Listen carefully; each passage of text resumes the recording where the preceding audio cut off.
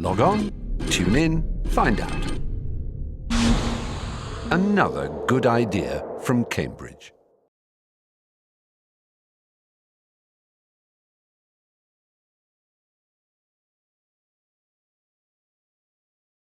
It's a great pleasure and privilege to have a chance to talk to Simon Blackburn. Simon, when and where were you born? I was born near Bristol, in Chipping Sodbury, in 1944, just near the end of the Second World War. And depending on how far back you want to go, do you remember anything, or do you think you were influenced by your grandparents, for instance? Not very much. I do remember both sets of grandparents. My mother's parents were small country people. They lived in a cottage in a village called Blackburn up in the western Durham in the Pennines. I suppose the nearest big town would be Barnard Castle. But that was, a very restricted kind of life. It was country life, actually. Although my mother's father had worked, I think, in the lead mines up in Weardale. The area is famous for its minerals, and lead mining had been an industry there until certainly into the 20th century. But he then worked mostly, I think, with horses, as a groom. And my mother's mother was probably the power there. She was a school teacher, and I think had distinct intellectual ambitions, especially for her daughter, who was her only child. And so my mother came from, good old Pennine stock, a strong nonconformist element. She wasn't religious, but I think the nonconformism, as it were, stayed there. On my father's side, my grandfather was rather grander. He was the managing director of the Sunderland and South Shields Water Company. He was an engineer, civil engineer. He'd clearly been very clever. He got lots of books which are prizes and so on. And he managed the water distribution system for the northeast of England, or large parts of it. And that was before the Northumbria Water Authority came along and swallowed up all the other water authorities in the area. And that was the profession my father went into. And so he more or less followed in his father's footsteps, although he wasn't quite as grand. But he became a distribution engineer for the same company, actually. Tell me something about the character of your parents, insofar as you can imagine that might have influenced your intellectual or other life. Right. Well, I think my mother was ambitious. My father was not. He was a very gentle man, very laissez-faire, and he was mildly dyslexic, and this actually runs in the family, although I am not. But our son is, and my sister was. His spelling is, my father's spelling was absolutely appalling. He never learned to spell till the end of his days. And for such an intelligent man, that was rather surprising. But I think it gave him, or was one of the things that gave him a very, sort of forgiving attitude to life. He was a lovely man. People really adored him. And so that was the two. They were rather different in many ways. And that's, I guess, I think I probably have streaks of each of them in me, so far as you can say that about genetics. You said your mother was ambitious. Ambitious socially or intellectually, or? I think a mixture of both. I think she saw intellectual achievement as a way of advancing socially. I think she was, in a sense, pleased to get out of rural, the rural backwater. She met my father when my father came out to work on a project called the Burnham Dam, which was built in the Pennines, just north of where my mother lived. And I think catching an engineer from the city was rather a good thing. But I think she always felt that becoming a lawyer or a doctor or one of the professions would be the key to having a good life in England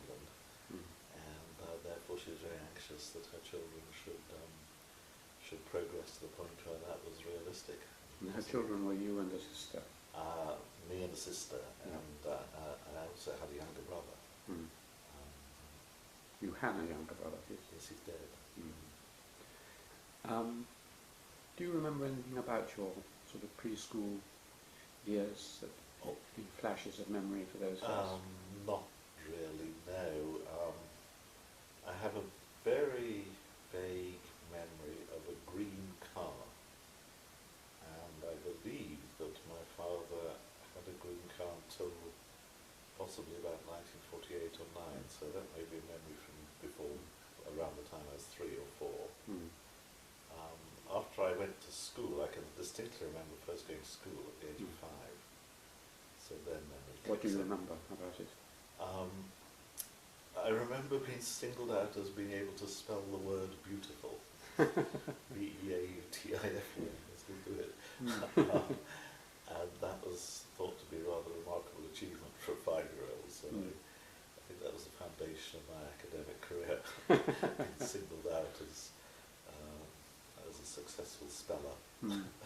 This school was in Chipping Sodbury? No, by then my parents had moved back to the northeast. My father worked with the West Gloucestershire Water Company, actually, just after the war, and but then he got his eventual job as distribution engineer for the South Shields Water Company. So, and we moved back to the northeast, and the prep school was called Tunstall School in Sunderland. I believe it still exists, although I'm afraid I've had no contact with it for all these years. This is a prep school, so this is from the age of 8? No, in fact it was a day school for 5-year-olds as well. Oh, right. Yeah. But you went on in it? I went on in it until I went to Clifton, which was my secondary school. I mean, that first preparatory school and even the kindergarten, so to speak, is often quite influential. There's sometimes a teacher or something that happens there that I think influences you. Right. Well, I'm sure there was a number of things, some good, some bad.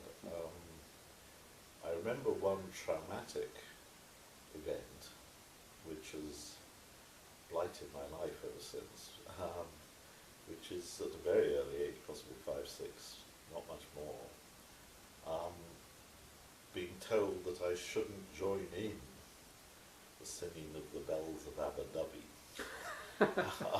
What a devastating blow. Because I had such a terrible singing see. voice, or I was unable to hold a tune or hold a note, and I still am.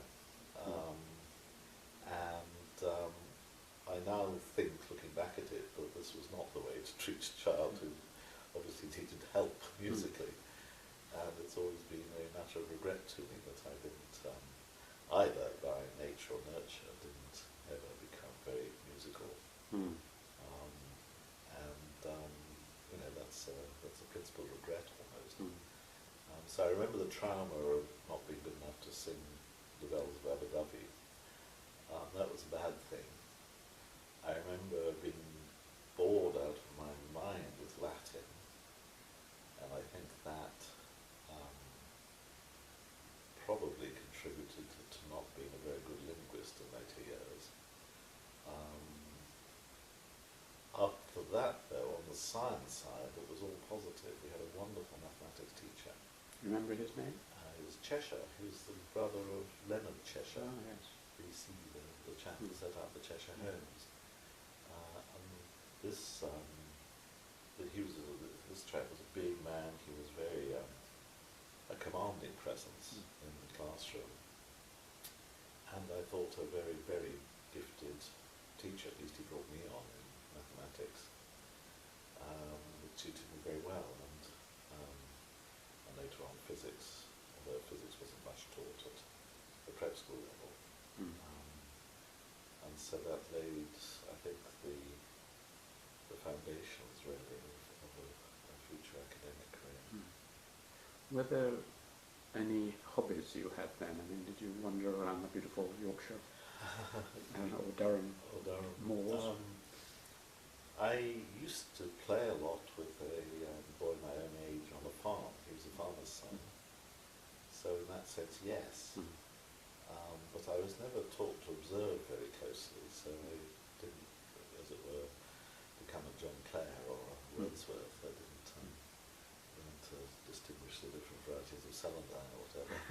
So, so that was a lost opportunity in a way. But I did enjoy the open airs. And what about games? Were you did you play games? I was pretty hopeless at games. I didn't like football. Football always seemed to be cold, muddy, wet. Leather ball which weighed a ton and you broke your foot when you kicked it. Cricket, I quite enjoyed cricket, and there was a period in my life when I was a reasonable leg break bowler, but that was at a very low level. So no, I enjoyed cricket much more than football. When I went away to school and we played rugby, I enjoyed that much more than either of them. Rugby I could sort of hold myself around. And, I think skill and speed counted as slightly less in favour of just brawn and willingness to muck in. And so rugby was alright. But soccer I never got on with. And cricket I was fairly lukewarm about. Returning to the music aspect, even though you were told you couldn't sing and have claimed that you haven't been able to since, more or less, has music been in any other forms important to you? Well, I enjoy listening to it. I think as much as, well, I'm not sure about whether as much as the next man, because the more prepared your mind is, the more you get out of things. And I think partly as an ally to being unable to sing is a rather deficient memory for music.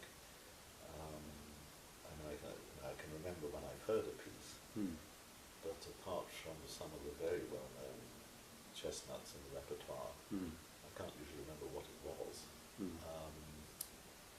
And people who've got fantastic memories and can remember which key it was played in when they last heard it and so on, clearly get much more out of music. On the other hand, I do enjoy it. Which kind of music? Almost entirely classical. I don't have very much interest in any other genre. And within classical, the great classics? I'm pretty conventional, yes. Yes. Wagner's, I'm afraid, pretty much a closed book to me. I've never put in the legwork of the hours. But otherwise, I'm fairly eclectic. It's never influenced your work in the sense that some people listen to music and are inspired by it, or use it as a background to their work in some way? No, I wouldn't say it has. I don't think so. I can't think of a influence there. No. On the other hand, painting I'm very fond of, and derive enormous pleasure from looking at it. I don't actually practice it, but I always enjoyed that. And again, painting, which painting? Well, I mean, I know much more about the European tradition than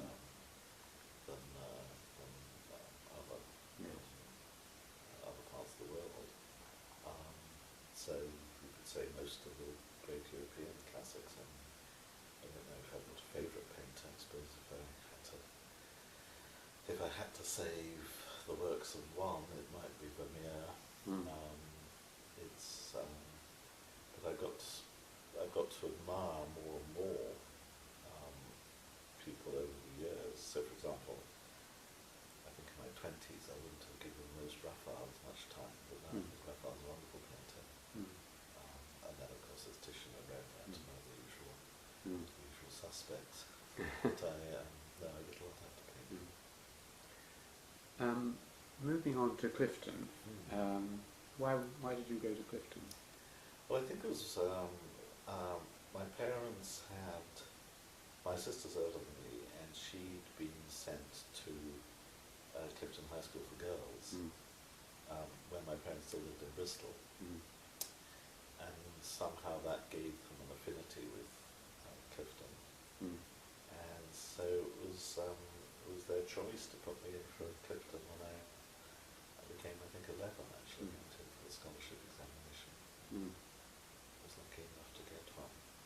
Tell me about any particular moments at Clifton that fed into your later life. Well, I mean, in the standard, I mean, it was a very good school. I think I'd say that straight out. There were no public school horrors lurking behind the wainscot. I think it treated me well. I enjoyed my time there by and large. I was homesick to begin with. But You were a boarder there, I was I think. boarding.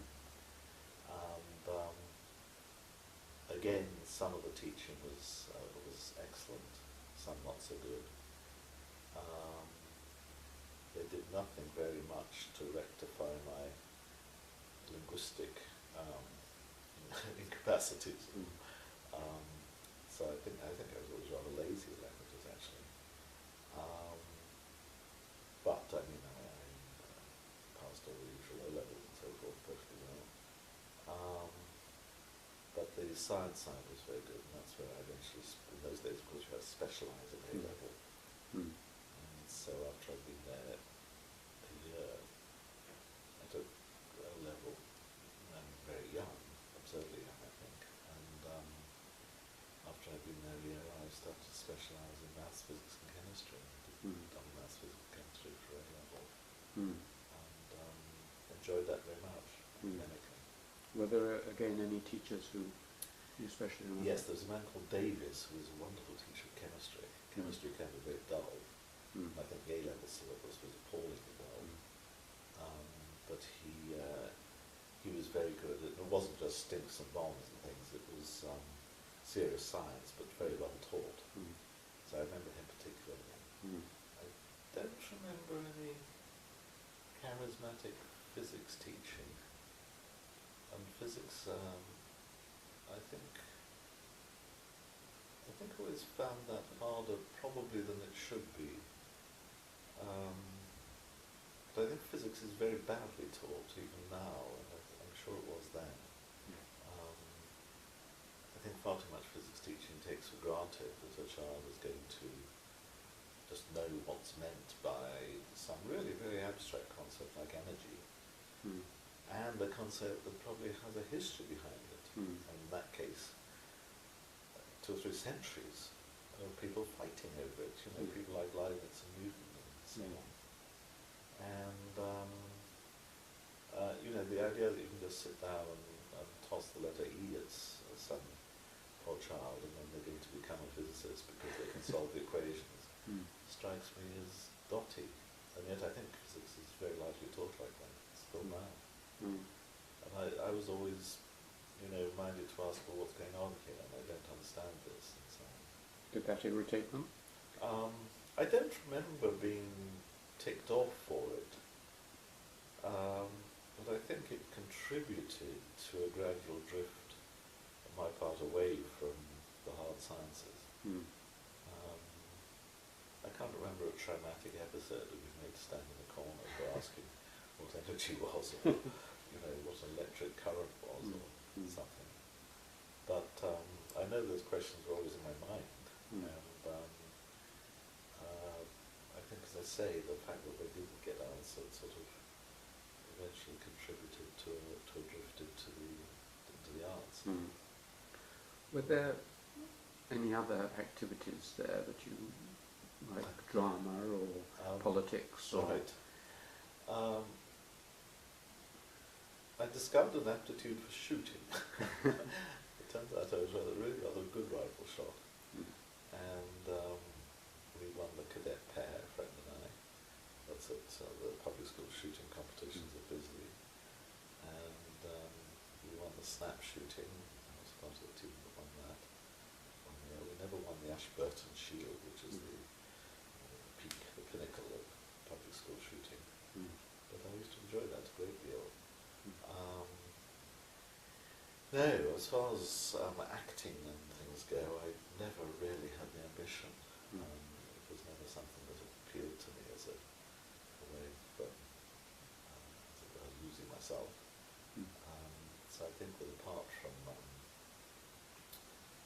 academic work, I spent a lot of time messing about, as far as I remember. I know I was friends with a boy who had a genuine technical gift. He was very, very gifted. He made radios and all the usual things. He made a tape recorder, which was very grand in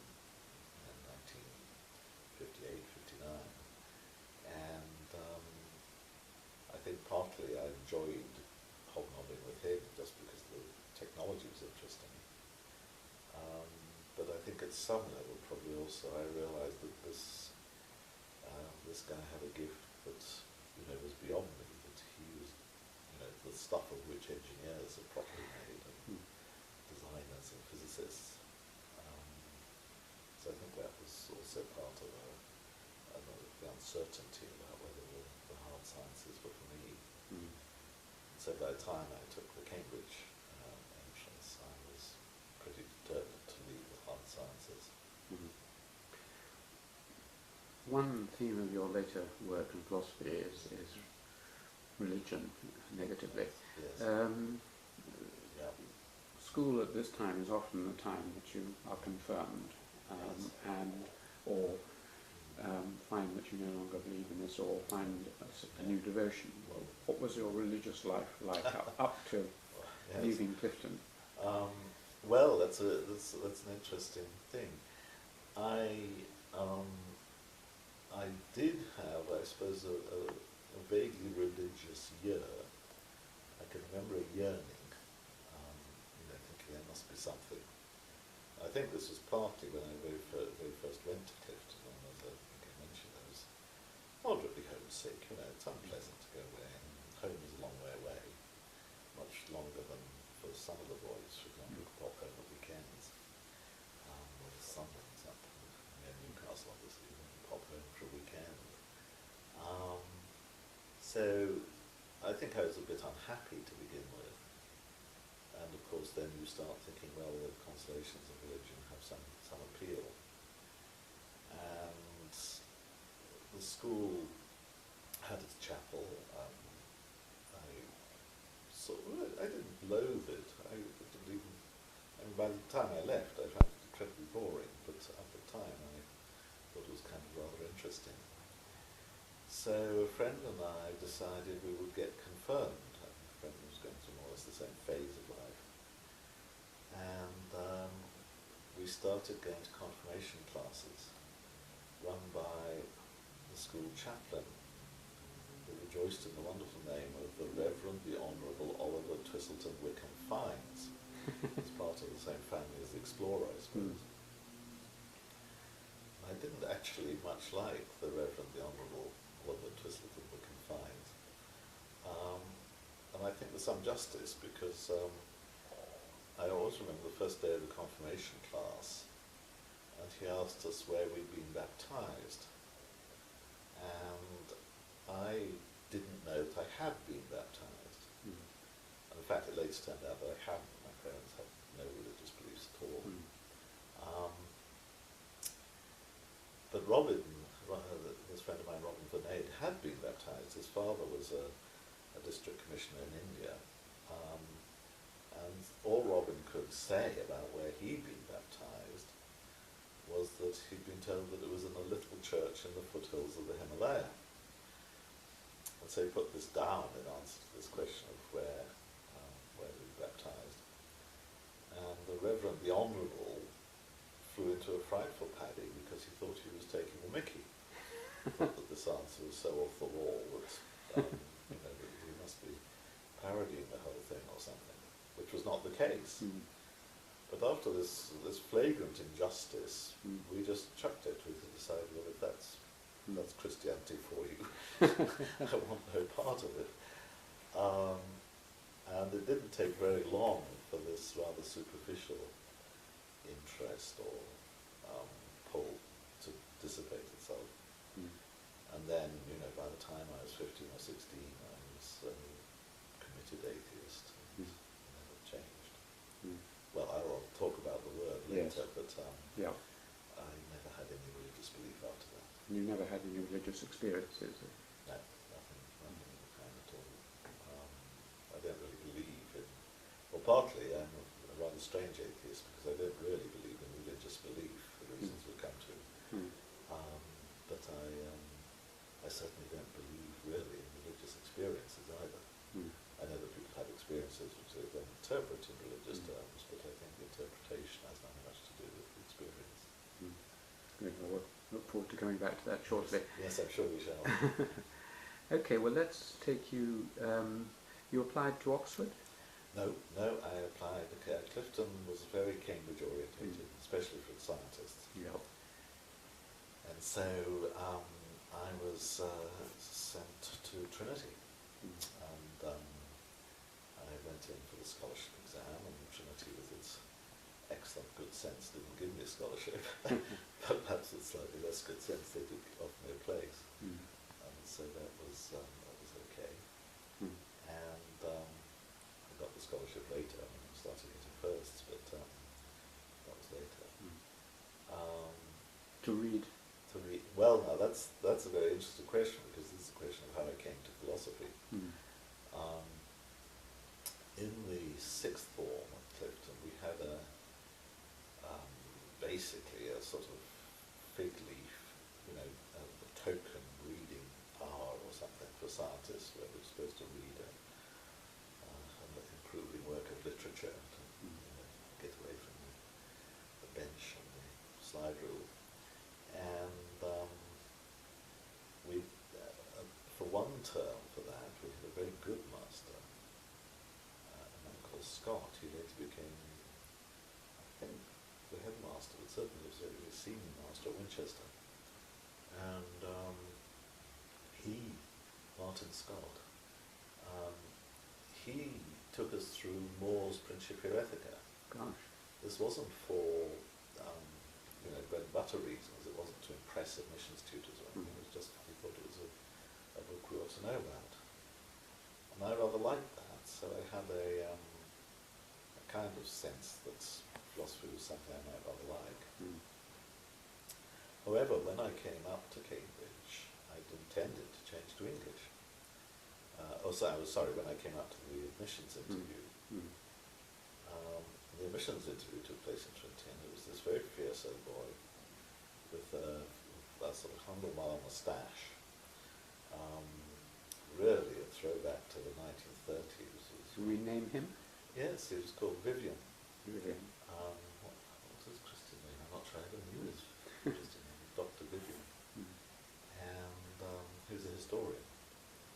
And he was really quite gruff, and wore a sort of tweed suit that looked as if it had been made out of barbed wire or something, and very terrifying.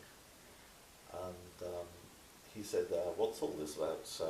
I'd put on my admissions form at some point that I wanted to change to an art subject. He said, "What's all this about changing to an art subject?" And I said, "Well, sir, I didn't want to tell him the true reason, which was that I was A, slightly bored with natural sciences, and B, that by then I was discovering that friends who were reading things like history and English were having a much better time, because they had things they could talk about. And they got off to cellars and coffee bars in Bristol and could pick up girls with their knowledge of Dostoevsky and so on. You could never pick up a girl with your knowledge of the properties of zinc or something. And so I said yes, I felt a pull towards the humanities and an art subject, and thought I might read English. And without a moment's hesitation, Vivian just said, "You can't read English, sloppy subject, you won't like it. Moral sciences is the thing for you." And I just said, "What's that?" And he said, "We'll send you a reading list," which they did, and I adored it. It was exactly the right thing for me, and all the questions which I never got answered, like what is energy, and what are imaginary numbers, and so on. I learned to asked seriously by philosophers and got answers in some cases. So it was the best bits of science, as it were, without a lot of the drudgery. But also it opened my eyes to a whole literature that I'd not really known about before. So that worked beautifully. So whether Vivian was just lucky or whether he got an insight, I don't know. But anyhow, I often thanked my lucky stars that I gone to the missions tutor next door would have had a completely different set of prejudices and might have sent me off to law or something. Tell me about your time at Cambridge. Were there any? There must have been teachers who particularly impressed you or interested you. Oh yes, well the great influence on all of us in Trinity College was Casimir Louis. Casimir was a Polish Jew. He'd left Germany just in time, just before the Second World War. He'd been studying in England, and he stayed here.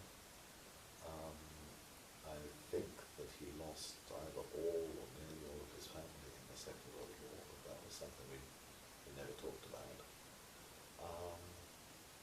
And he was an absolute charismatic teacher. He was a gifted teacher. An enormous influence on a whole generation of philosophy students in Trinity. Ian Hacking, Edward Craig, myself, Crispin Wright. Many of us became academics. He just had this great gift of knowing how to,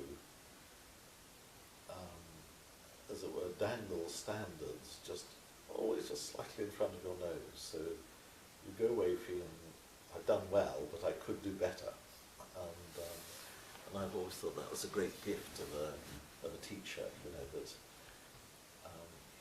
he wasn't discouraging, or not overtly discouraging, but on the other hand, he never left you complacent either, and he got a lot of work out of us, I think.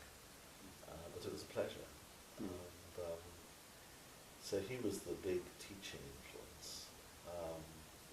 The moral sciences faculty, as it was then called, it wasn't until Bernard Williams came here that he insisted it was changed to philosophy.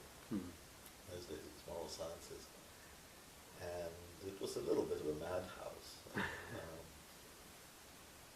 was rather a lot of a madhouse when I think back at it. And even Casimir had his strange side, but the rest of them were pretty weird.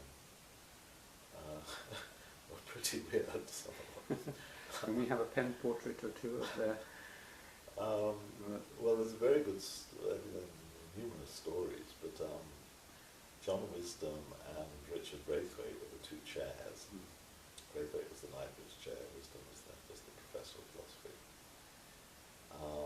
C.B. Broad was still a presence. He still existed as a life fellow of Trinity, and I got to meet him quite a lot because I was on his staircase. But Wisdom, for example, was extraordinary. He was little man, rather wizened, very sepulchral voice, and completely unconventional teaching style. I think in a way looking back at it, I think he was probably disillusioned with philosophy. So he didn't have any ambition to teach, as it were, anything remotely resembling a syllabus. But he'd come in and sort of ask bizarre questions, and there was a certain amount of theatre about it. A story I didn't see this, but a friend of mine, Edward Craig, who was a couple of years older than me doing philosophy at that time, swears he was in a class when Wisdom came in, and he was used to slump on the dais because that was a habit that Wittgenstein had, the sort of Wittgenstein slump it was known as, and sort of groan about it all being far too difficult. And on this occasion he sort of slumped and the class was looking, and then suddenly he got up and with a very weary look he said, "I did this." And of course everyone thought, oh God, he's finally flipped. Poor boy's going mad. And then he stalked around the class still doing this. And eventually said, "Suppose I'm a poacher with a silent dog whistle. How do I tell the difference between a malfunctioning whistle and a disobedient dog?" which is actually which which is actually quite a good question if you're thinking about something like the verification principle. Mm. But of course it's, at least it's a lecture that was remembered, which can't be said for many of our lectures. So perhaps there was method in his madness, but he was eccentric, and Richard Braithwaite was pretty eccentric by then. In what way? I mean, he had a tough wife as well, didn't he? He had a very tough wife. I remember one meeting at the Moral Sciences Club, and Braithwaite's wife was sitting in the front row. Jonathan Bennett, one of the lecturers, was more or less directly behind her. And the speaker was a very saintly man, William Neal from Oxford, who was over talking about something. He was talking about the logical problem, as it's called, of negative existential. How can you actually say that something doesn't exist because the word you use to refer to it would seem to have no meaning if there's nothing there for it to refer to. How does that work? And Neil was talking about this, and he happened to choose as his example witches don't exist. And every time he said witches don't exist, Jonathan Bennett just went like this. To Margaret Masterman, Braithwaite's wife, in front. So that was another less than dignified episode. Yes, she was a piece of work, I think. Mm, she used to wear green gumboots or something, didn't she? That's right, exactly, yes. I never had very much to do with her, thank God, but she, I think she lured people into some slightly dotty Christian sect, allegedly in a caravan. I never had anything to do with it. So later on, towards the end, when they got old, that couple, weren't they looked after by Elizabeth Anscombe or someone like that?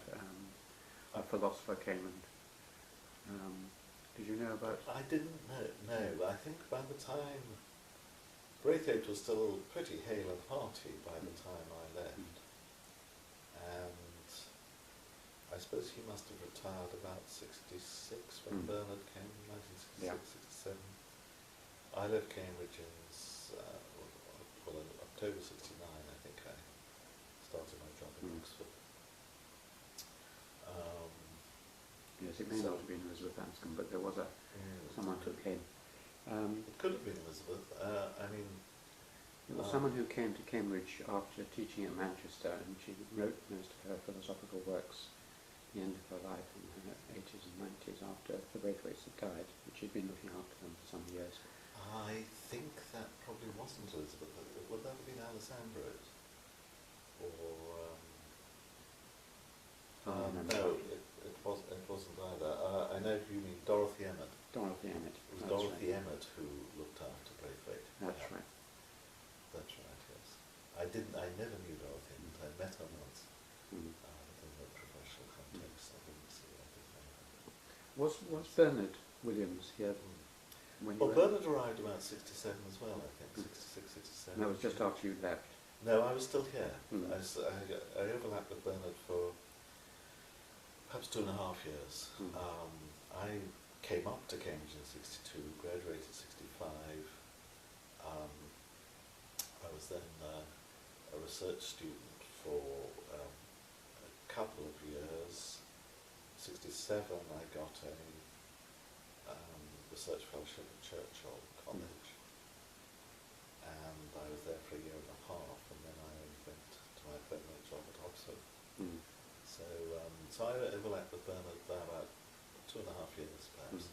Yes. I mean, you knew him through his life as well, so what Yes, was he like? Yes. Oh, Bernard was remarkable, of course. He was a breath of fresh air to Cambridge. He was a breath of fresh air wherever he went, I think, but a gust of fresh air. He was very smart, I would say. He was very quick. I thought, he was a peculiar combination.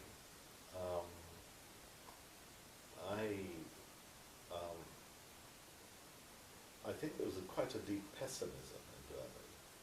He had no very exalted ambitions for either philosophy or for the human race. Although he was probably best known as a moral philosopher, he had very, very few illusions about what could be achieved with moral philosophy. I think he thought that political philosophy was important, and I think he thought that reflection was important. So he wasn't, as it were, cynical or despairing about being a philosopher. I think he was, at some level, quite pessimistic about it. And he was certainly very pessimistic, I mean, he had the most cutting tongue, he'd tell these scurrilous stories about people, always incredibly funny. But in spite of, the pessimism, I think he was always absolutely exhilarating to be with. He's just a wonderful magnet for stories, gossip, fun, so, you always knew if there was a party on where Bernard was, because it was wherever people were laughing the loudest and apparently having the best time. And that was a wonderful gift. He was by no means hail fellow well met, but he's had the same exhilarating effect on people. So I was very fond of Bernard. I also think he had a very kindly streak, which wasn't always apparent. I mean, he was certainly very malicious about colleagues and people that he could stick a pin into.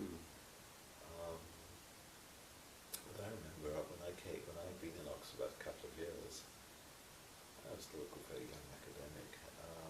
I was invited back to the Moral Sciences Club here and gave a paper. And Elizabeth Anscombe had not long been in Cambridge at that time.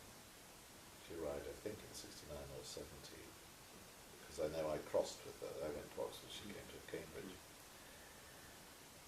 And she was being absolutely appalling, which she could be. She arrived at this meeting late. She arrived with an entourage. Tremendous kerfuffle and noise and interruptions. They all got seated. One of her daughters, they got seated quite near me as speaker. One of her daughters, rather ostentatiously, sort of stroked her mother's hair all the time. Talk was going on, and there'd be little muttered whispers and so on. So there's this awful kind of one-upmanship going on. And anyhow, the evening struggled to a close, and I was rather despondent about this. Because I'd done nothing in my career up to then to offend Elizabeth Anscombe, which I didn't know that I had. I rapidly took care of that, but at the time I hadn't offended her. And so it was a very unpleasant evening, at least it was from my point of view. But Bernard, he immediately just scooped me up. He took me back to the Provost Lodge here and, opened a great big bottle of whiskey and spent about an hour detailing Miss Anscombe's various infirmities and faults and flaws, which of course made everything seem much more cheerful. And I think it was just an act of kindness. It was also a stage for him to tell his stories about Miss Anscombe. But it was very nice of him, and I appreciate that. I always got on well with Bernard. I like the twinkle in his eye. You say you went on to start a PhD, presumably. Who was your supervisor? Well, it was mostly Casimir Louis, actually, still. There wasn't the same... I think it was slightly unhealthy, actually. Casimir was very protective of his Trinity people. He liked to keep them. So I think I'm right that of 3 people in the 2 years surrounding me, 4 people who went on to read PhDs in Cambridge, I think Edward Craig, Jimmy Altham, Anthony Lambert, myself. I think Casimir kept all of us as supervisor into our graduate years. It's partly he ran sort of running feuds with his other colleagues, so he didn't like the idea of any of them corrupting sound Trinity people. so I kept him. I saw quite a lot because of the topic of my thesis of Richard Braithwaite in those years. The topic was what? The topic was the so-called problem of induction, or Hume's problem. It's simply the problem of why we feel entitled to extrapolate uniformities of nature beyond the regions of space and time in which they've been observed to hold, and imagined to cover regions of space and time and are beyond our ken, either in the future or distant past or whatever. So it's really a problem about the reliability of natural laws, and there are various approaches to it. One of them is probabilistic, and Braithwaite was the man for probability theory in Cambridge at the time.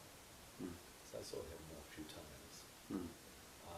Was he helpful and good? Yes, very. I think he, in a way, it wasn't one of his central interests, but wherever there was any technical problem with probability, he was very helpful. And but I admired Casimir's mind, and he sort of always got useful, interesting things to say, even if, like this topic, it wasn't his own special baby.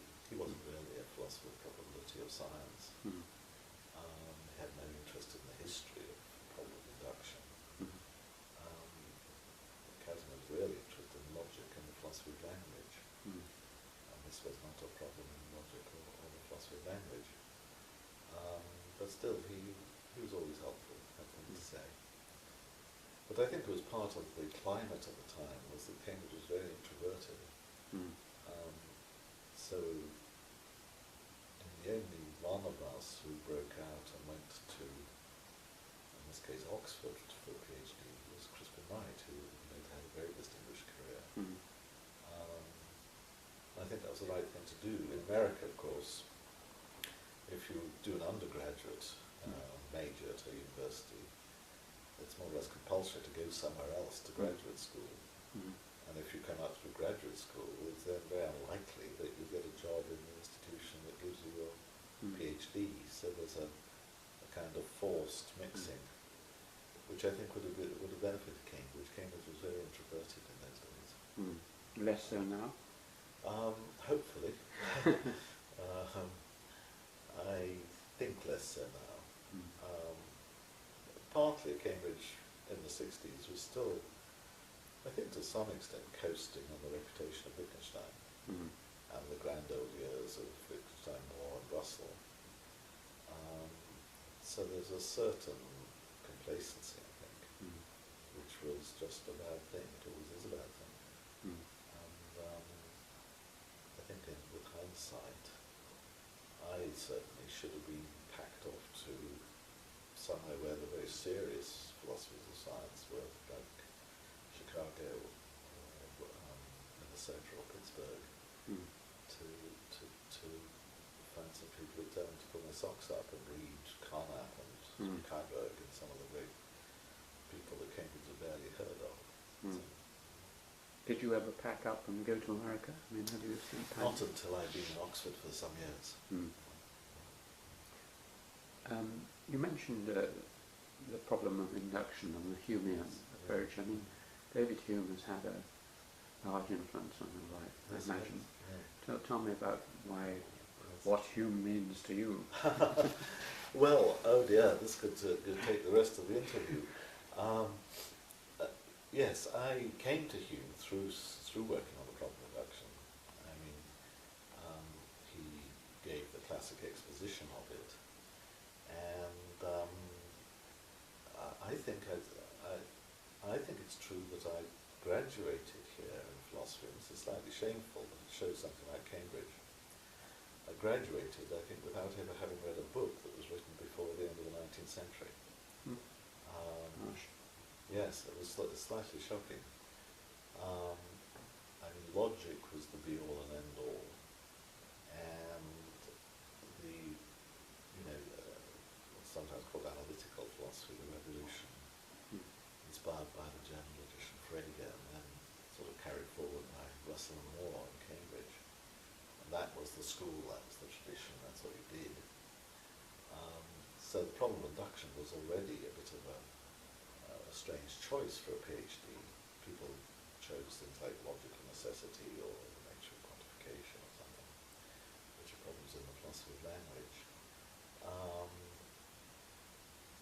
And when I did, I went back and read Hume for the classic exposition, and rather fell in love with Hume. I thought this was a wonderful, wonderful writer.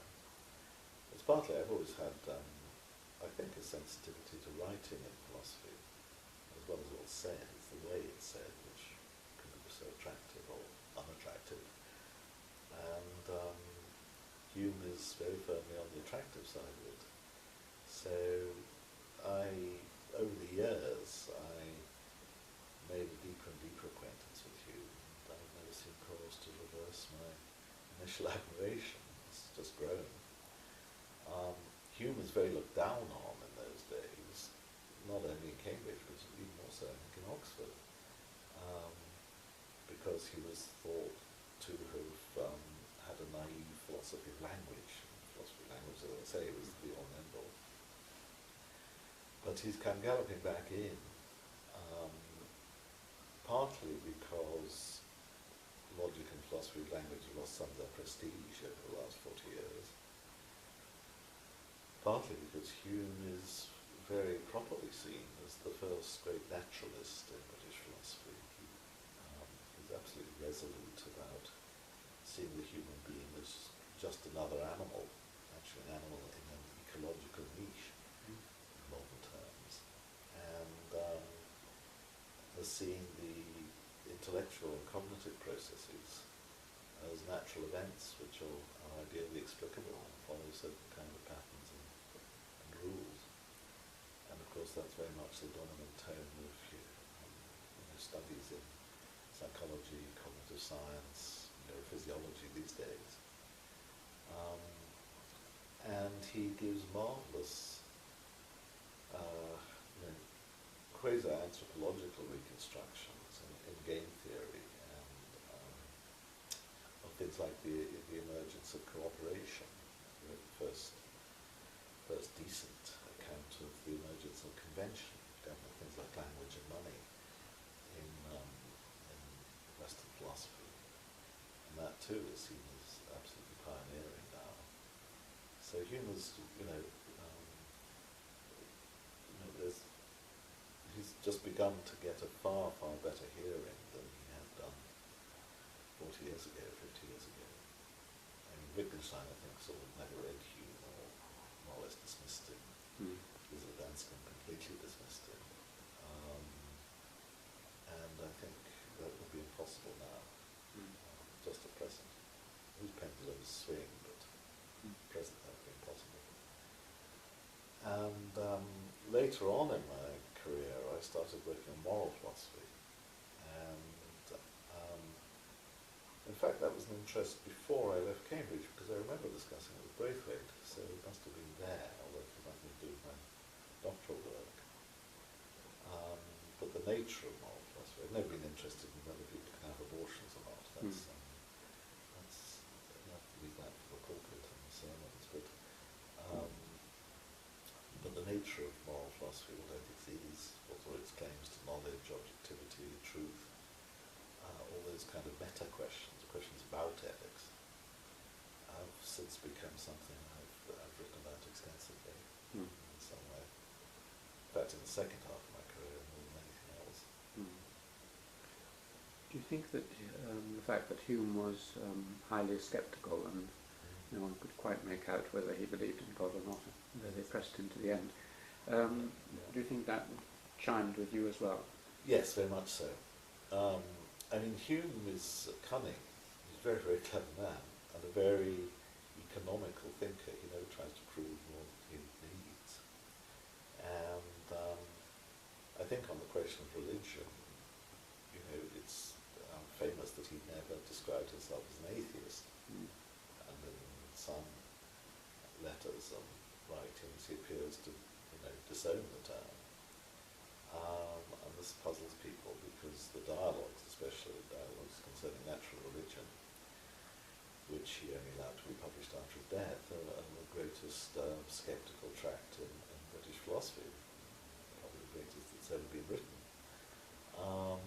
so it does puzzle people, but I think it's explicable actually. I mean, at the end of the dialogues, well, perhaps I should backtrack just for a moment. Dialogues has three main protagonists. There's a chap called Demea, who's a representative of kind of fairly mystical wing of theology, the god of the philosophers, the god that's infinite, perfect, eternal, beyond space and time, possibly uncategorizable. There's a chap called Cleanthes, who wants a much more anthropomorphic conception of deities, one who bustles about and designs things and makes things happen and has intentions and plans and moral emotions, anger, jealousy, and so on. So that's much more the god of popular religion, the chap with the beard in the sky, if you like. And then there's Philo, who's completely sceptic about religion, because he's undoubtedly human himself. And what Philo does for a lot of the dialogues is set Demea and Cleanthes at each other's throats, because basically you can't have both. You can't have the god of the philosophers, who's infinite beyond time and perfect and so on, and somebody who's, you know, messing around directing his son to do this, that and the other, and who's, you know, blowing walls down for Joshua and so forth. So at various points in the dialogues, Cleanthes says to Demea, well, you're a mystical god, I mean, that makes, I can't distinguish that from atheism. And Demea says to Cleanthes, well, you're an anthropomorphic god, I mean, I can't distinguish that from atheism, it's just a sort of a very feeble human projection of the god. So these two are at each other's throats, and Philo just has to sit back and watch them. And then, finally, when it comes to Philo's own views in section 12, you can see very clearly why he's refusing to call it, why he doesn't have to call himself an atheist. Because either calling yourself a theist or an atheist suggests that you think there is a question. It's a question like, just on all fours with the question, is there a rabbit in this room? And some say yes and some say no. But by the time he's got to the end of the dialogues, Hume's lost, Philo has contrived it that these two have lost the question. There is no question, because they've got an it about which nothing can be said. And then it doesn't matter in the least whether you say it exists or it does not exist. And in fact, saying either is collaborating with people who think they know they've got something they're talking about. And Hume has destroyed that, he's undercut any grounds for thinking that. Because the it turns out to have absolutely no consequences. There's no inference or implication you can draw from the supposition that it exists that you couldn't draw without it. Nothing for morals, for politics, for how you conduct yourself, or for what to expect, or how to explain things. So it's left inert. And that's, I think, where Hume stands. So really, basically, he's got to a point where he can cheerfully confess a complete absence of religious belief or religious interest without calling himself an atheist, because calling himself an atheist, as I say, collaborates with the view that there's a discussable question, and that's what he's cut off at the knees. So it's an extremely clever book. In so many ways, very funny as well. But it's you know, I think professional philosophers like myself tear our hair out when we hear or see the way these things are debated in the press. You know, the new atheists like Richard Dawkins and Christopher Hitchens, and then new defenders of the faith like bunches of theologians. I think, Christ almighty, this is going back to the 4 centuries ago. Should have stopped in 1779, which is when the dialogues were published. But of course it didn't.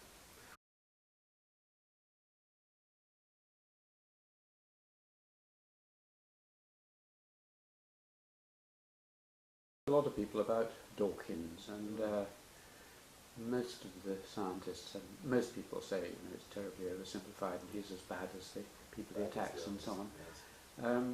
It sounds as if you would just say that he's just missed the point, really. Well, I think I shouldn't speak at length about Dawkins because I haven't read his book. I've read a lot of his other books. I'm afraid that they give me the impression he's just not a very good philosopher. Well, he's irritating people who's not a very good philosopher, but despises philosophy because it's not science, and then pontificates. And a good example, well, one example is the whole metaphor of the selfish gene. And then he gets into a terrible stew, pretending that we can rebel against our genes and do all this sort of thing, which is just nonsense. Actually, it's the kind of thing religious people believe, because they think of the soul as a kind of independent locus of agency apart from the mind-brain system. And it just makes you tear your hair out if a first-year student wrote that in a philosophy of mind paper, they'd be thrown out of the university. So, he's a sort of embarrassment.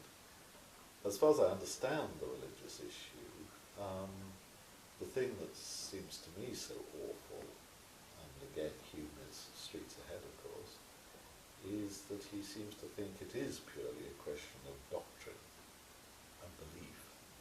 So he thinks there is a question like, is there a rabbit in this room, to which clever people like him answer no, and stupid people answer yes. And of course this is complete nonsense. I mean, Schopenhauer put it beautifully, saying that the allegorical and mysterious natures of religions was in fact essential to them, that we're not in the domain of belief, we're in the domain of practice. And the practice includes contradictory elements, it includes possibly saying things whose meaning is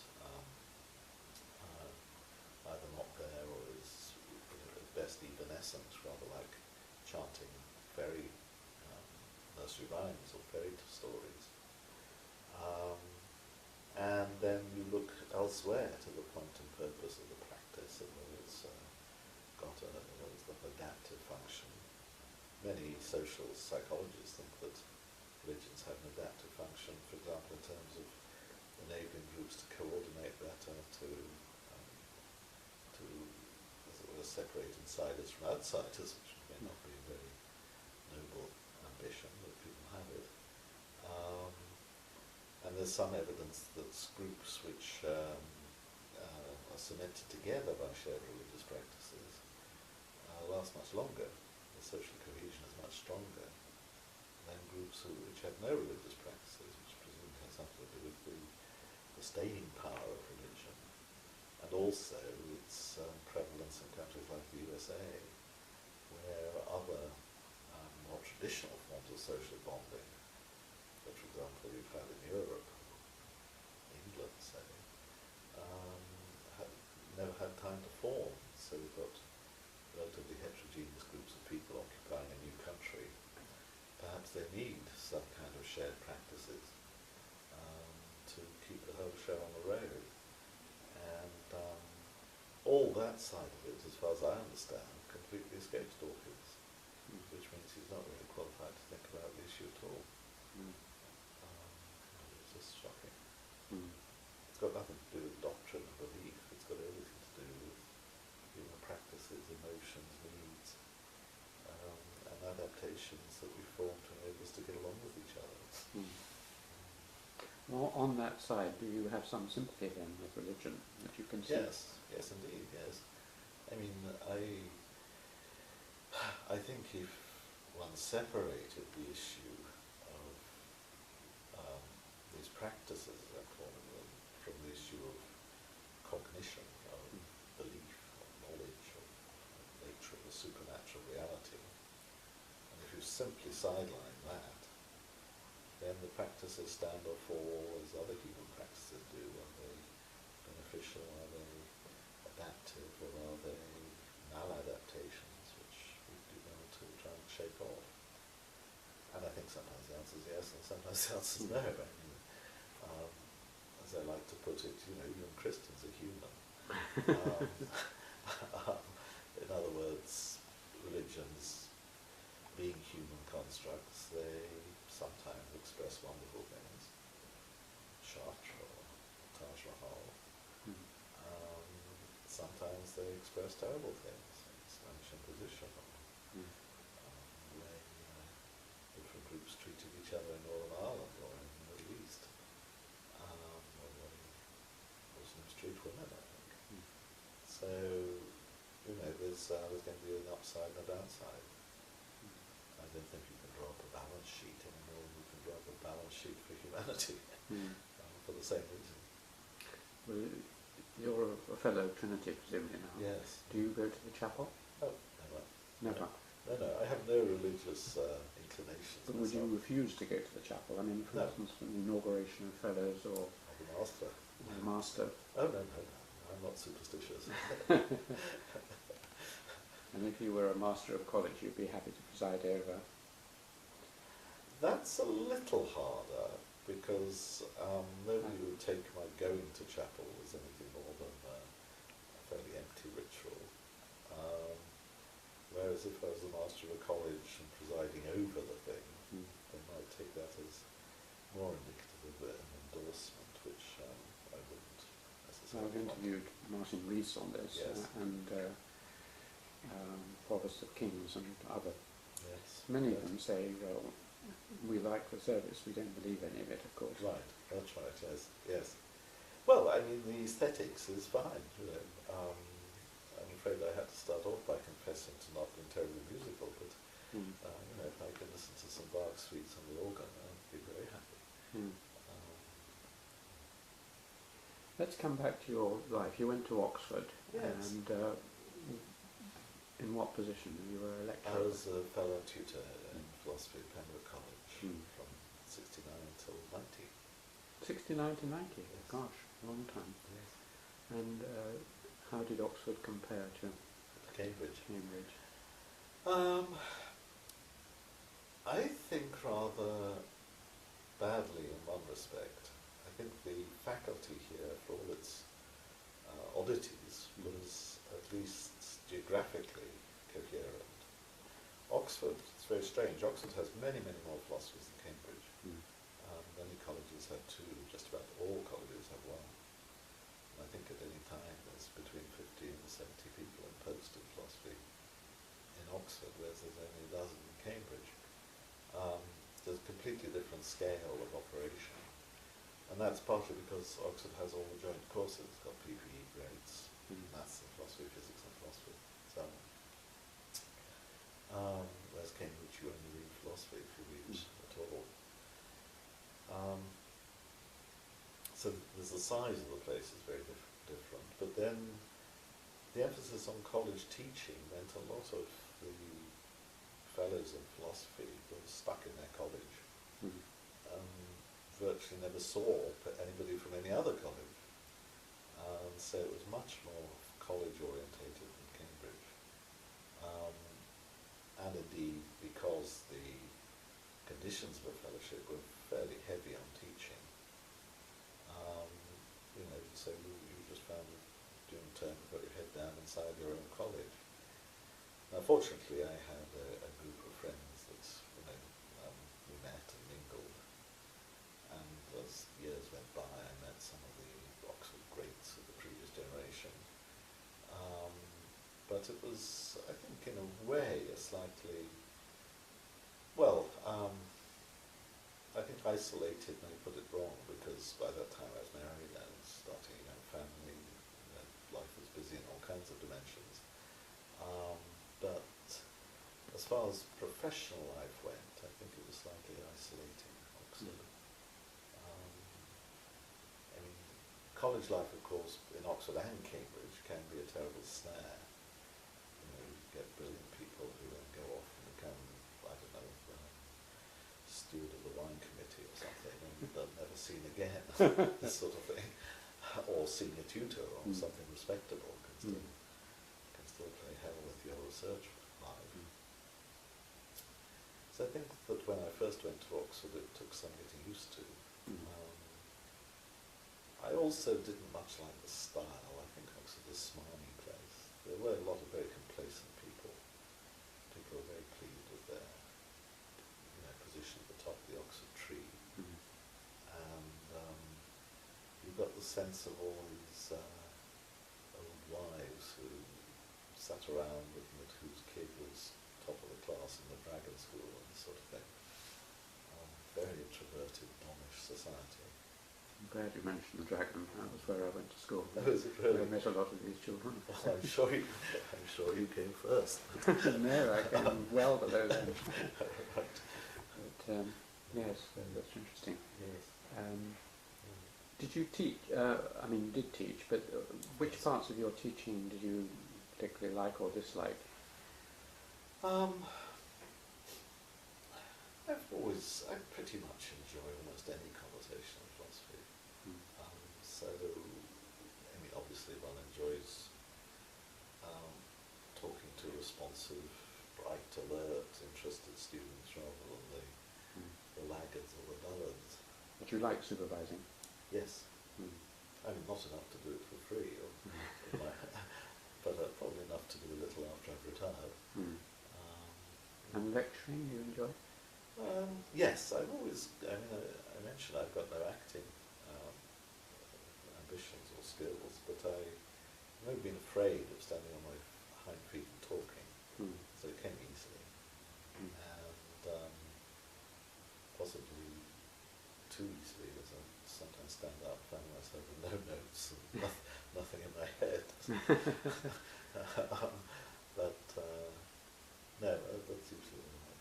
Have you felt that it's there's been an interchange between your teaching and your writing? Oh yes, I can't imagine. I'm sure that if I'd, suffered the catastrophe of getting a fellowship to All Souls or something, which doesn't require any teaching of you, I'd simply have gone to pot or gone to sleep. I think teaching is, to me, well, conversation in general, the Moral Sciences Club, small discussions groups, just informal contact with friends, is an essential catalyst to philosophical thought. I very seldom feel that I'm a self-starter. It's because there's this problem which has come across my plate from some exogenous source that I start to think at all and trying to say, well, we ought to be able to do better than that. That can't be the last word on this subject. And then off we go. So I think absolutely. I don't, on the other hand, of course, teaching can get in the way, because if you've got an idea and you're trying to work it out, then of course having, as I did in Oxford, frequently had 15 to 20 hours a week teaching is going to get in the way. It does.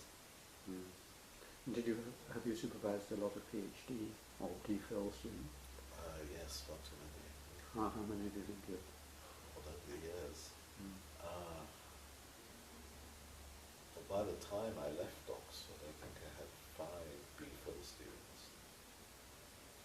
I can't remember how many PhD students I think this one. Now it's Cambridge, I think the years since I've been back here, I've had 4 or 5 a year, or 4 years I think.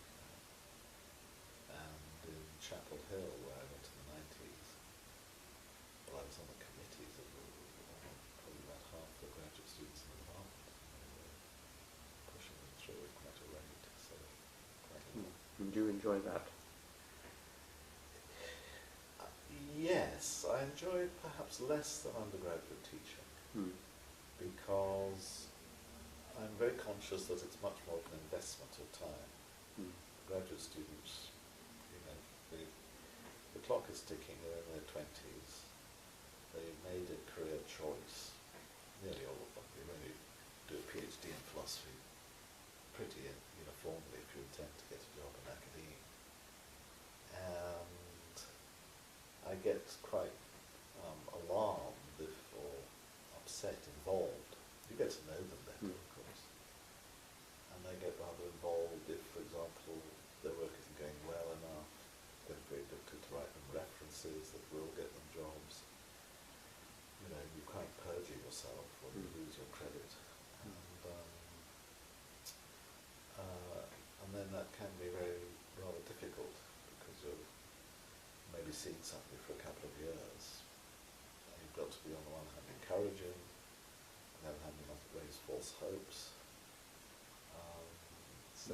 so far too often it's a bit of a tightrope.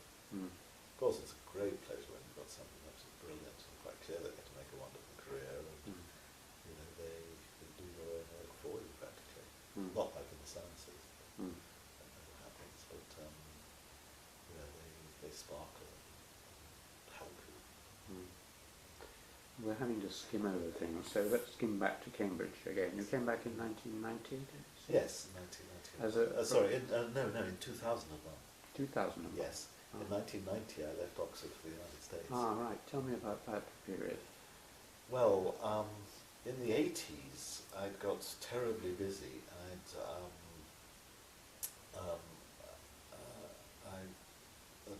In 1984 I published a book called Spreading the Word, which was a book of groundings in the philosophy of language. And that was, I think, well received. I should, I'm not the person to say that. I became the editor of Mind, which is the premier British philosophy journal. And as a result, I was getting a lot of graduate students wanted to come and work with me. Mind itself received about 350 papers a year, which we published about something more like 40. And so there's a huge refereeing job. I felt I had to do most of that myself. Yes, you describe it in one of your RAE assessments. Yes. Oh yes, you read that. Yeah. Yes. Well, it was a kind of tyranny, but it was obviously it's a lot of work, and I mean I was younger then than I am now, and I had the stamina for it, but it began to take its toll.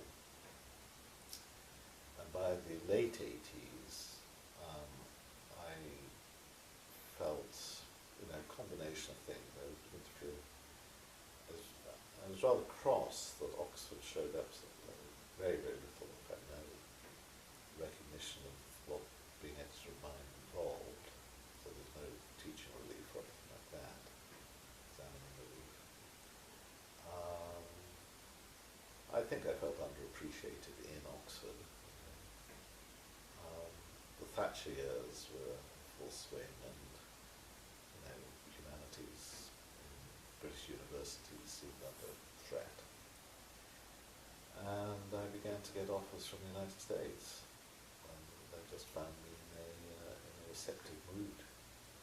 So one year my wife and I went over and we went to the University of Michigan, which is a famous philosophy school, and the University of North Carolina, Chapel Hill, and we chose Chapel Hill, far down the climate, much nicer climate than Michigan. And then I spent 10 years there. I was very happy there. And it was an enormous relief. The first year I went there, I said I didn't know when it's term time here compared to Oxford. It was just a completely different workload. And a very nice atmosphere, actually.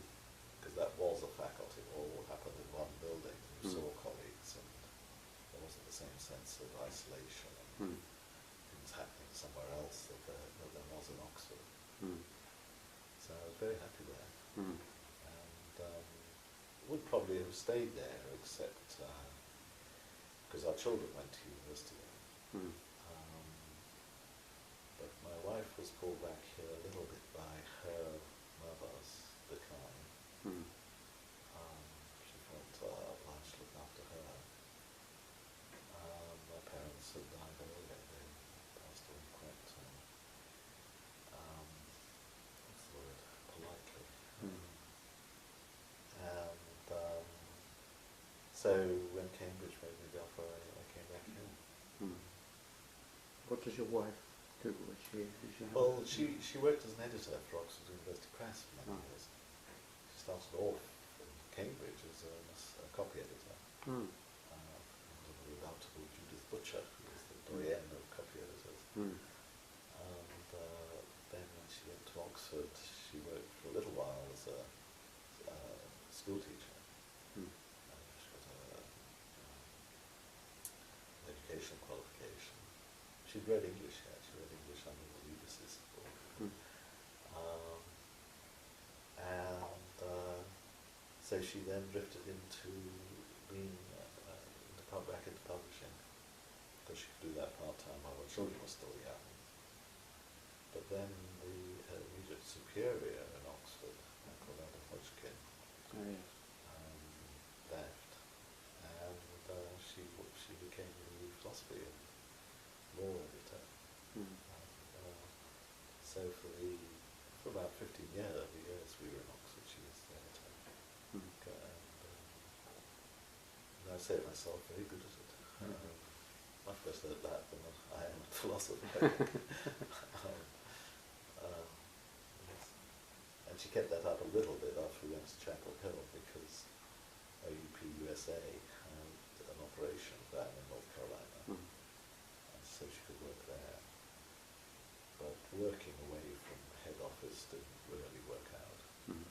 So then she set up her own business as a basically book design, typesetting, copy editing, and that worked very well until we eventually came out to Cambridge. And then, well, it was a partnership with a friend, and that it was going to be too difficult really to keep it going. And she also discovered that on the design and typesetting side of things you make no money, because the rates are so low in the Far East that publishers don't pay anything for it. So she went back to just freelance copy editing. And now she's moved towards retirement. Let's, in the last bit of the interview, let's come to your ideas beyond the PhD and so on. Yes.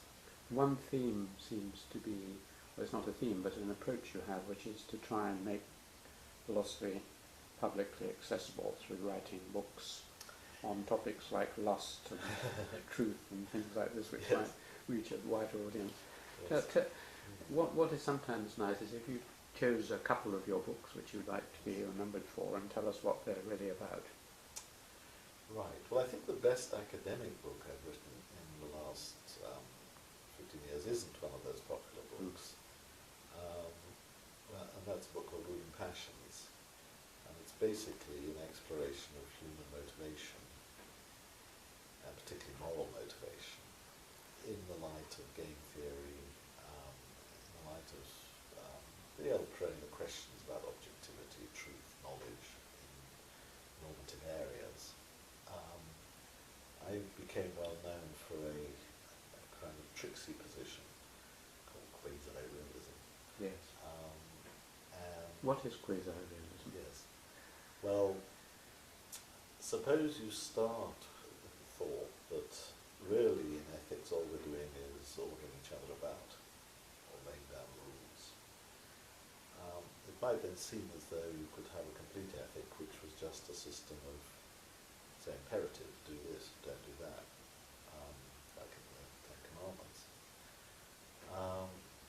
So then it becomes a bit of a mystery why we actually express ourselves in ways which make it look as though ethics is much more much a question of fact. It's wrong to torture people. Fact. People will say it's a fact, so it's true. And we know that it's true. And one possible response is to say, well, we just deceive ourselves. This is an error. And that was quite a popular position back in the 1970s, associated with a chap called John Mackey. It's there in Freddie Ayres' Language, Truth and Logic. It's been grumbling on for 40 or 50 years, I think, in the Anglo-American tradition. And I wanted to, as it were, square the circle and say that actually you can have both of these. You can have the fundamental thought that the function of ethics is practical. So to that extent, the imperative or the prescriptive appearance would be the right one. But it's also not an accident that we have the subject-predicate form, the propositional form, which makes it possible for us to talk about truth, fact, and knowledge, objectivity, and all the rest. So the trick was, how can you keep these two horses together? How can you keep them pulling together? And think it's fair to say that most writers thought it couldn't be done, at least in the 20th century tradition. So I tried to produce some models of language according to which it could be done. And the basic idea was that we needed the moral predicate, good, bad, that ought to be done, that ought not to be done, basically in order to facilitate discussion, coordination. You see, if I give you a command, let's say shut the window, you can either do it or not, but that's about it. If I say you ought to shut the window, well, then you can do it or not, or say, well, now hang on, why ought I to? Because after all, it's your turn, and so on. So you've got a topic for discussion. So in a sense, I saw moral propositions not as reflecting a mysterious world of moral fact, that I don't believe in, but I saw them as imaginary focuses, foci imaginarii, facilitating discussion, coordination, and the general negotiation of moral positions in social life. And this seemed to me a satisfactory way of having the best of both worlds, of having the practical function of ethics absolutely centre stage, and yet doing justice to the appearances which made people go sort of weak at the knees and start talking about moral intuitions and moral facts and normative realm and so on. And that's been a position that's attracted a good deal of attention, some favourable, some hostile. That's kept me fairly busy for quite a long time. So that's what Ruling Passions was about. I think that's my favourite book, academic book of recent years. That's arguably my only academic. I've written a lot of papers there. As far as other writing goes, yes, I've always enjoyed introducing people to philosophy. I mean, I think it's wanting to share my own enthusiasm for it, what I found when I left the tyranny of the natural sciences, discovered that all this could be discussed in a far more interesting way. And so I think on that score I have to say Think, which was the first introductory book I wrote, was my favourite. I still think that was quite a good book. I think if this may sound like boasting, but I think probably it was the best introduction to philosophy since Russell's Problems of Philosophy, which was written in 1912. And it certainly made its way and was widely used and been widely sold and widely translated. So I think I'm proudest of that. I also, I don't know why I chained myself to this bench, but I did allow myself to write the Oxford Dictionary of Philosophy, which was quite a task. I suppose you had to write the whole dictionary, or did you compile it? No, I wrote it. Did you? Yeah. Gosh. Yes, I know. That's what people say. Well, it was slightly the same as doing the refereeing for mind, that when you, in philosophy, when you employ collaborators or referees, it very often gives you just another piece of work to do, because it's such a, in a sense, personal subject. You can't often just rely on anybody to write you an expert article or entry, which has just the light and shade falling where you want it to fall. And so if you want that to happen, you've got to do it yourself. And of course, I did have people who do extensive checking. And used to write about Plato, about having a Platonist look at it, and so on. But I did write it all myself. And now, what are you working on at the moment? Well, I'm trying to get going a set of thoughts about the pragmatist tradition of philosophy. this actually touched upon at lunch. This is, I think philosophers for generations really have been obsessed by our cognitive powers, our powers of mind to know things. And there's a tendency to think of that in terms of just reception of fact. So the mind is the mirror of nature, as Richard Rorty famously put it, only to dislike the illiterate. And then there is the counterculture, and Rorty is a member of that, was a member of that, which says no, the mind is for doing other things than reflecting nature. Nature doesn't need a copy of itself. It needs active engagement. So that's the dispute between representationalists and pragmatists, as the labels have it. And rather as with ethics, I like to try and find common ground. Seems to me there's something right about saying that we manage to represent the world to ourselves. But there's also something right about saying that our minds don't just copy it, they select saliences, they prepare us for action, they are at the behest of the passions. They're there to enable us to meet our needs and desires. So there's something right about the pragmatist tradition too. Now, lots of people have tried to, I mean, it's not as original to try and have the best of both those worlds as it was in the case of ethics, but I'm not sure that anybody's done it as I would like to see it done. It's been one of these things where people raise labels and manufacture opposition rather too quickly, I think, whereas what I'd like to see more of is synthesis and seeing how much of the best of both worlds we can have. And so that's what I'd really like to get on with when Cambridge allows me to. Yes, you said you were gathering thoughts. How do you work? I mean, all of us have views of philosophers that they wander around vaguely in peripatetic mode, and suddenly thoughts dart into their mind. No, a thought never darts into an unprepared mind. You have to prepare, which in my case, as I think I said earlier on, means conversation, sometimes teaching, sometimes reading.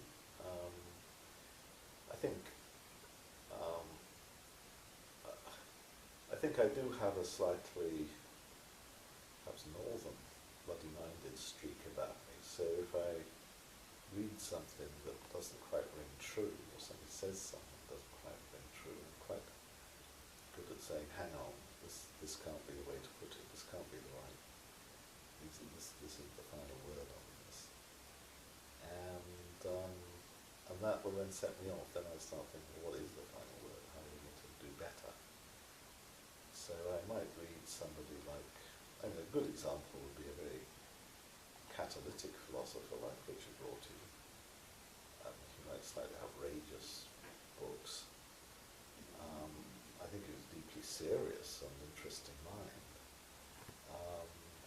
But he can't have found the right way to put it. You know.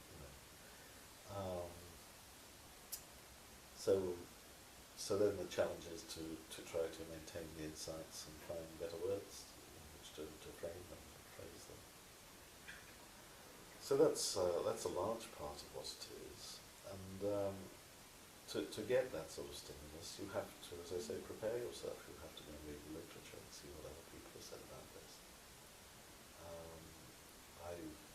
I don't really believe in the philosopher, strolling in the Trinity Gardens and having great thoughts pop into his mind. It certainly wouldn't happen to me. On the other hand, when you're on the chase, when you've really got a chapter which is proving knotty and interesting, then thoughts can pop into your mind. Even in Trinity Garden? Even in Trinity Garden, although more likely when I'm shaving, I think. What about writing? Do you enjoy writing? Yes. And how do you write? I mean, I think the best 2 weeks I ever spent in my life was just before I came out to Cambridge. I taught myself to touch type on an old sit up and beg manual typewriter. And so I've always been a very fast typist. And when the words are coming easily, I can really work very fast. I think I wrote the dissertation which got me my Churchill Fellowship in 2 weeks. And I wrote my PhD in not much longer than that, the actual writing. So I think I wrote on holiday in France for something under a month, like 3 weeks. So once it's there, getting it down is just enjoyable. And do you write and rewrite, or does it more or less come out as... I do rewrite, but it's, I think, slightly more as I've got older. I mean, my writing style was, godforsaken, was awful when I started my career. There was this very Cambridge style Jean Moore had said. Casimir Louis was very fond of that. It's very much, you know, it would not be unrealistic to suppose that not. And this sort of, as one or two of my King's colleagues speak. Yes, well, exactly. And I think it was my wife's influence that said, look, cut the crap, you know, get down to it. And I think I've taken that advice, and I hope I write better again.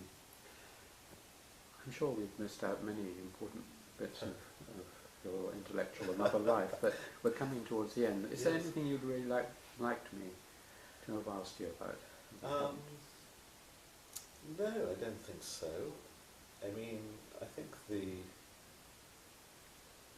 thing I'd like to stress is I do very often feel so grateful to Vivian for putting me on the life's path he did, because it's been a wonderful career. I mean, I've enjoyed, I won't say I've enjoyed every minute of it, but I've enjoyed an awful lot of it. It's taken me around the world. It's enabled me to, you know, make friends in Australia, Canada, New Zealand, America, so on. And you know, by and large, I feel very content at having done it. Well, I think that, you know, if I'd gone into the room next door, I might have been, well, I might have been either a lawyer or something else like that, a civil servant, and that wouldn't have been really so much fun, at least from my present perspective. So I think that was the luckiest break in my life. Excellent. Well, thank you very much indeed. Right.